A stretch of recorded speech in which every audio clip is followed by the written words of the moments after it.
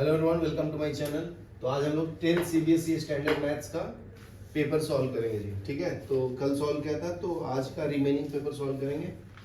तो next question है 38 में। देखो, from a point on the ground the angle of elevation of the bottom and top of tower fixed at a 20 metre high building are given. Find the height of the tower. ठीक है, ये आपका tower है। From a point, ये point ले लिया, इसे मिला लो।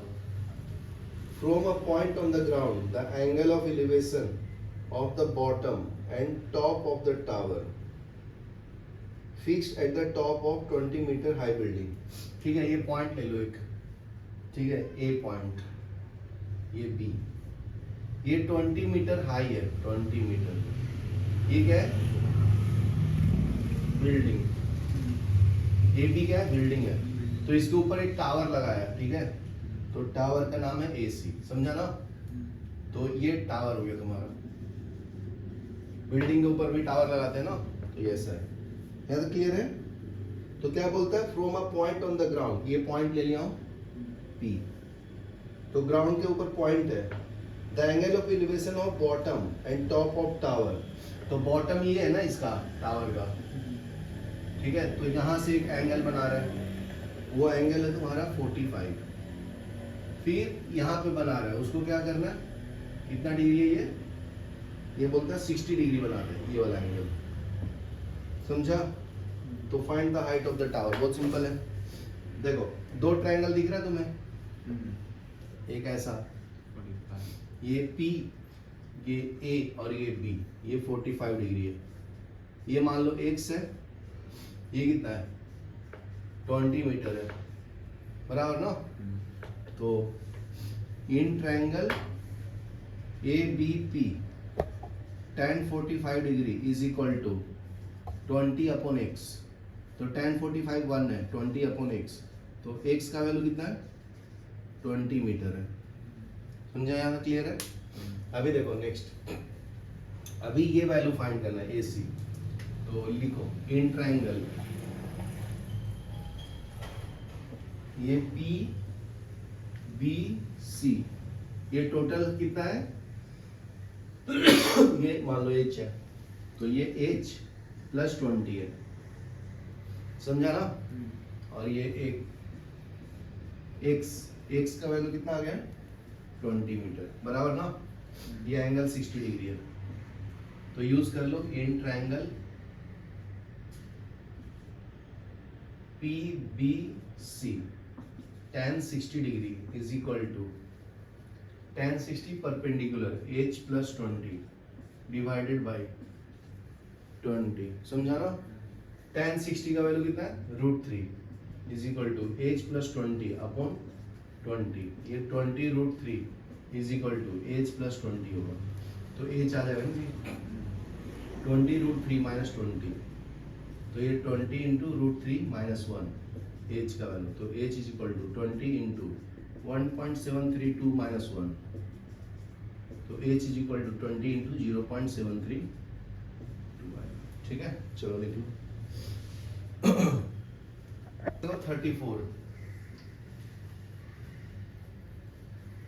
34 में क्या देता है? बोलता है the area of circular playground is given.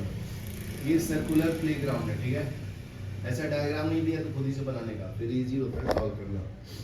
यहाँ पे लिखने का area of circular playground is 22176 centimetre square. Find the cost of fencing this ground at the rate of. Fencing मतलब क्या होता है? आउटर बाउंड्री पे ना ये करना, कुछ लगाना प्रोटेक्शन के लिए। ठीक है, तो ये एरिया दिया है, एरिया से मुझे रेडियस निकाल के ये फाइंड करने का, पेरीमीटर। ठीक है, तो फेंसिंग ऑफ कोस्ट दिया है। ठीक है, per metre. The rate of RS 50 rupees per metre है। समझा? तो एरिया से क्या निकालेंगे? रेडियस। तो लिखो area of circle is equal to pi r square तो एरिया दिया है इक्वेशन 1 में ले लो, 2 में डाल दो। 22176 is equal to 22/7 into R, ठीक है।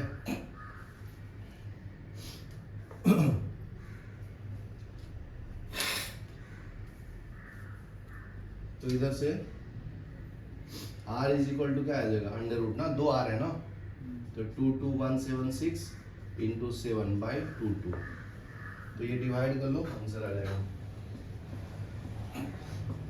22176 इंटू 7 डिवाइड बाई 22। तो 11 से कर लेता हूँ, 2 टाइम्स में, फिर 1016, ठीक है। फिर ये 2 से कर लो,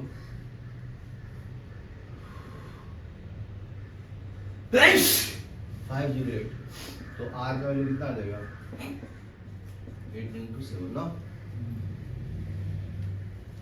तो LCM में 2 3 4 5 4,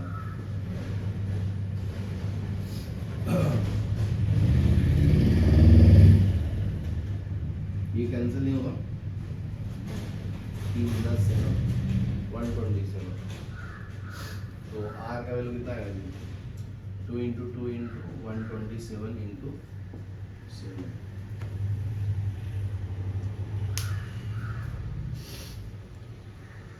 कितना आता है बताओ, ये 84 आता है, चेक करो 84 का स्क्वायर कितना है,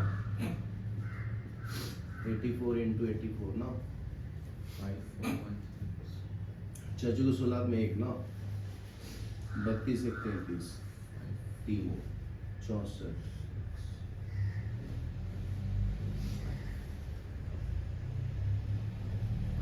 तो इसको मल्टीप्लाई करके देखते हैं, 508 इंटू 7, 8 से 56, 7 से 35,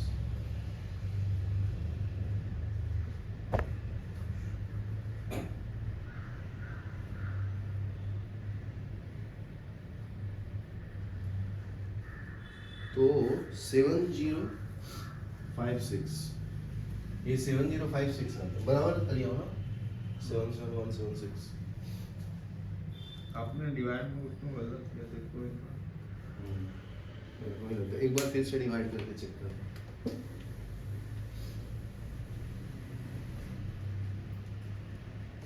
कितना डिवाइड करना है,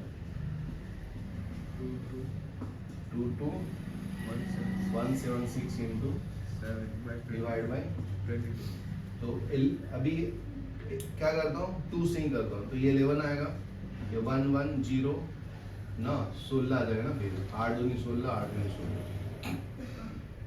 समझा। तो फिर 11 से करता हूँ, 108, ठीक है, तो 108 आया, तो 108 इंटू 7 कितना आता है, 8 7 56, ये 756 आता है ना, बराबर कर रहा हूँ, कोई गलत नहीं हो रहा है, और डिवाइड में 100 बता रहे 7056 आ रहा है, ये 8 7 56 ना, तो 56 लिखा, फिर 7 इंटू 0 0 होता है ना, क्या, 7 इंटू 0 से 0 का, हाँ लेकिन 0 पे जगह पे ये लिख दिया ना, 8 7 56 करके बताओ, तो ये 0 और 7 ऐसा आएगा क्या, वैसे ही लिखा है, ठीक है। तो R equal to under root of 7056, ठीक है, तो इसका स्क्वायर रूट 84 आता है ना, तो रेडियस आ गया, तो पेरीमीटर क्या है, 2 पाई R, तो ये 2 इंटू 22/7 इंटू 84, ठीक है, तो इससे कैंसिल कर लो 1 2, तो ये 44 इंटू 14 सेंटीमीटर, ये मीटर में दिया था ना, तो डिवाइड बाई 100 कर लो, तो 44 इंटू 14, 16 6 16 17 4 4 6 7 4 11 5 1 6, पेरीमीटर कितना है 616 मीटर, डिवाइड बाई 100, तो यहाँ पे पॉइंट आएगा, बराबर ना, तो कॉस्ट कितना आ जाएगा, टोटल कॉस्ट 6.16 इंटू, ये कितना है एक का वैल्यू 50, पॉइंट हटाएंगे तो 100 आएगा, इससे कैंसिल ना, इससे 2 टाइम में कैंसिल, इससे कैंसिल कर लो, 308 308 होगा कॉस्ट। चलो लिख लो। ये हो गया, वॉच का रेट आ गया, क्या आ गया? वॉच का रेट। हटाओ इसको।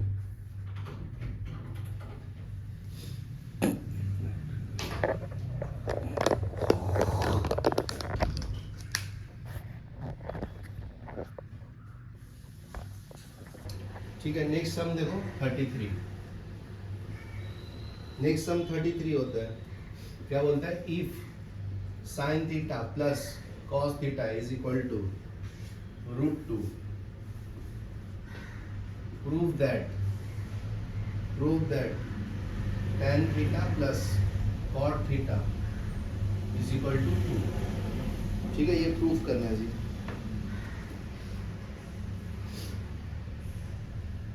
क्या क्लियर है? अभी देखो, तो फर्स्ट इक्वेशन क्या है तुम्हारा? फर्स्ट इक्वेशन है sine theta plus cos theta is equal to √2। Squaring both side कर दूं, squaring both sides, sine theta plus cos theta का whole square is equal to √2 का होल स्क्वायर। तो ये क्या मिलेगा? Sine square theta plus cos square theta plus 2 sine theta into cos theta. √2 हट जाएगा तो 2 आएगा। इसको मिलाकर क्या बोलते हैं? 1 plus 2 sine theta into cos theta is equal to 2।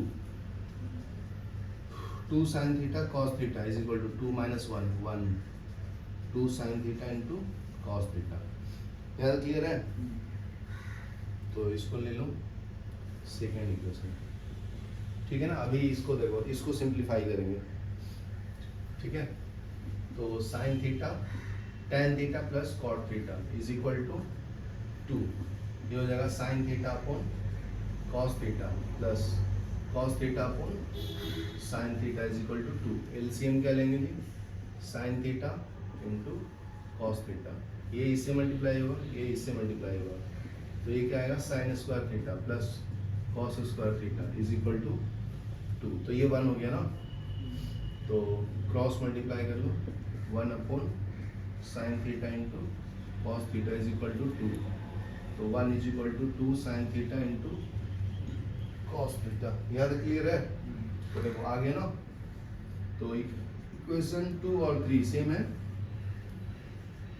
From second and third they are equal ना, तो LHS is equal to LHS is equal to RHS ना।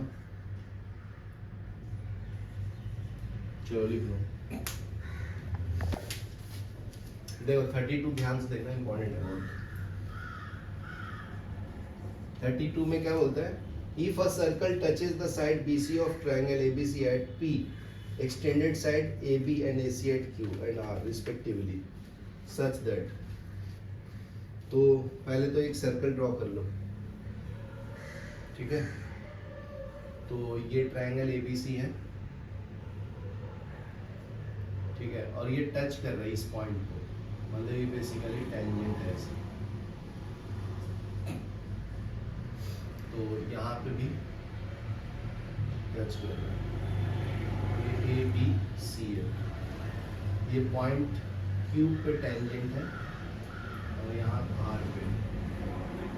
क्लियर है?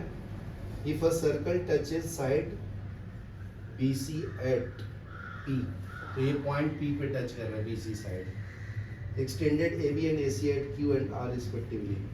तो आपको प्रूफ दैट करना है, proof that AQ,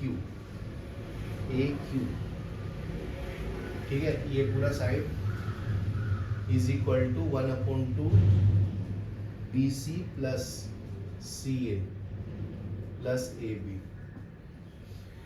BC plus CA plus AB के बराबर। समझा? तो देखो, अगर एक्सटर्नल पॉइंट से कोई टेंजेंट ड्रॉ करता हूं तो अभी देखो solution.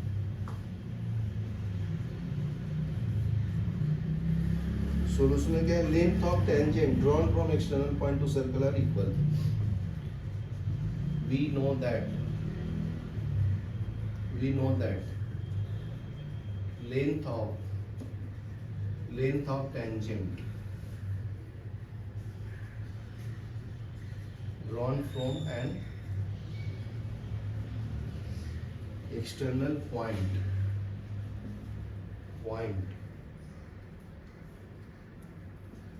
to a circle are equal. ठीक है, तो देखो इस पॉइंट से ड्रॉ करेंगे तो external point a q tangent और ए सी इक्वल होगा ना a r, a q equal to a r. तो टेंजेंट फ्रॉम ए पॉइंट है फ्रॉम ए. अभी यहां से करेंगे तो b p is equal to b q, tangent from b, tangents from b. और दूसरा है c r equal to c p, c p is equal to c r, tangents from c. यहाँ तक क्लियर है? तो देखो अभी अपने को प्रूव करना था सो दैट में ये करना है आपको. A Q is equal to 1/2 times of b c plus c a plus a b, बराबर है. तो ले लो फिर. तो ए क्यू को मैं क्या लिख सकता हूँ? 1/2 times of 2 times of A Q लिख सकता हूँ. ए क्यू को क्या लिखा? 2 से मल्टीप्लाई किया, डिवाइड किया, 2 टाइम्स ना. कैंसिल करेंगे तो ए क्यू तो ही आएगा. याद क्लियर है? तो 1/2 ये 2 टाइम्स ऑफ ए क्यू है ना, ए क्यू, तो उसको ऐड करेंगे. ये इक्वल टू ये लिख सकता हूँ ना, ए क्यू प्लस ए क्यू लिख सकता हूँ. क्या 2 बार ऐड किया ना, ये समझा गया? A Q is equal to 1/2 a q plus a q के जगह पे क्या ऐड कर सकते हैं? प्लस ए आर लिखना है, प्लस ए आर, बराबर है. तो इधर ना इसको 1 2 3 ले लो तो इजी रहेगा पुट करने में. तो ये कहाँ से लिखा? From first. क्या क्लियर है? तो अभी देखो a Q is equal to 1/2. A q को क्या लिख सकते हैं? B q plus a b लिख सकता हूँ, q b plus b a लिख सकते हैं ना. और ए आर को क्या लिख सकता हूँ? ए सी प्लस सी आर लिख सकता हूँ, लिख दिया. अभी using second and third, A Q is equal to 1/2. ठीक है ना. अपने को क्या चाहिए जी? B C. तो बी सी कब आएगा? जब ऐड करेंगे बी पी ना. तो क्यू बी के जगह पे बी पी लिख दूं, क्यू बी के जगह पे ये बी पी हो जाएगा, प्लस बी ए तो चाहिए तो बी ए है. और ए सी के जगह पे क्या लिखेंगे? ए सी भी चाहिए. सी आर के जगह पे क्या लिखूंगा? P C. समझा गया? तो यहाँ पे लिखो फ्रॉम सेकंड एंड थर्ड. ऐसा क्यों लिखा? क्योंकि अपने को रिजल्ट भी चाहिए ना, तो उसमें बी सी मांगता है. तो देखो बी सी कब होगा? B P plus B C को ऐड करूंगा, इसको और इसको ऐड करूंगा, ये दोनों को ऐड करूंगा, ठीक है. और ये दोनों को साथ में रखेंगे तो ये हो जाएगा a Q is equal to 1/2 b P plus p c को ऐड करके बी सी लिखेंगे, ठीक है, plus b a plus a c. ठीक है. A Q is equal to 1/2 b c plus b a plus a c. ठीक है. ये आंसर है तुम्हारा. प्रूफ हो गया ना. चलो लिख लो, ये इंपॉर्टेंट है, आता ही पॉज में. नेक्स्ट सम देखो 31 में क्या बोलते हैं? In triangle A b c, triangle draw कर लो a b c and d e F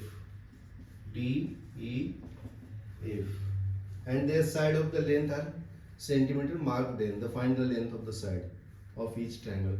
ये 2x minus 1 दिया है, ये 2x plus 2 दिया है, ये 3x दिया है, 18 ये 6x, ये 3x प्लस 9 है। ठीक है, दोनों कॉन्ग्रुएंट ट्रायंगल है तो बहुत सिंपल है, तो बहुत ही गिवन है। Triangle ABC given, ABC is congruent to triangle DEF। समझा? तो साइड का रेशियो सेम होगा ना जी, मतलब AB upon D is equal to AC upon DF is equal to BC upon EF। तो AB का वैल्यू क्या है? 2x minus 1 divided by 2x plus 2, नहीं AB D का वैल्यू 18 है ना, तो यहाँ पे 18 डालो, इज इक्वल टू AC का वैल्यू कितना है? 3x divide by 6x is equal to 2x plus 2 divided by 3x plus 9। समझा? तो एक बार ये दोनों को कॉम्बिनेशन लो और एक बार ये दोनों को सॉल्व करो तो आ जाएगा। पहले एक ही से आंसर आ जाएगा, ये दोनों को ले लो। ठीक है, तो 2x minus 1 by 18 is equal to 3x by 6x, cancel करेंगे 1 अपॉन 2 आएगा, तो 2x minus 1 into 2 is equal to 18, 4x minus 2 is equal to 18, तो 4x is equal to 20, x is equal to 5 centimetre. आ गया ना? तो सबका value calculate करना है तो कर देता हूँ। AB का वैल्यू कितना है जी? 2x माइनस 2x माइनस 1, तो 2 इंटू 5 माइनस 1, 10 माइनस 1 कितना होता है? 9 सेंटीमीटर। BC का वैल्यू कितना है? 2x प्लस 2, 2 इंटू 5 प्लस 2 कितना आएगा? 10 प्लस 2, 12 सेंटीमीटर। AC का वैल्यू क्या है? 3x, 3 इंटू 5 कितना आएगा? 15 सेंटीमीटर। उसी तरह से DE ये तो दिया हुआ है 18 ना, EF 3x plus 9, 3 into 5 plus 9, 15 plus 9, 24 centimetre. DF is equal to 6x, 6 into 5 कितना आता है? 30 सेंटीमीटर। चलो लिख लो।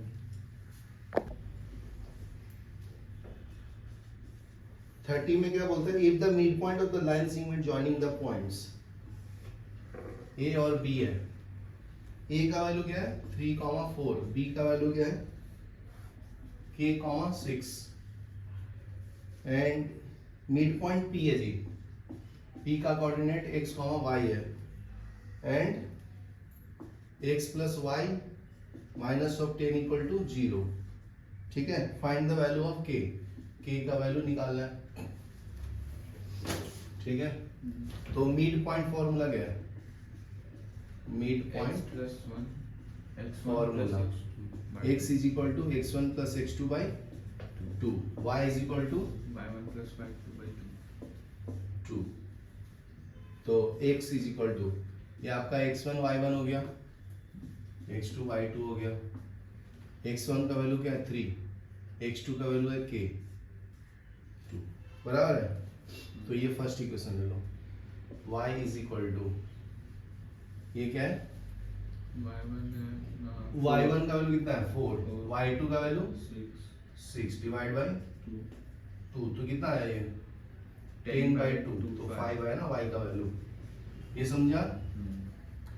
तो ये क्या दिया है? Mid point of the general line segment है ना, मतलब ये पॉइंट इसको सेटिस्फाई करेगा। समझा क्या? ये इक्वेशन 1 ले लो, ये 2 और ये 3, तो थर्ड का वैल्यू फर्स्ट में डाल दो, 14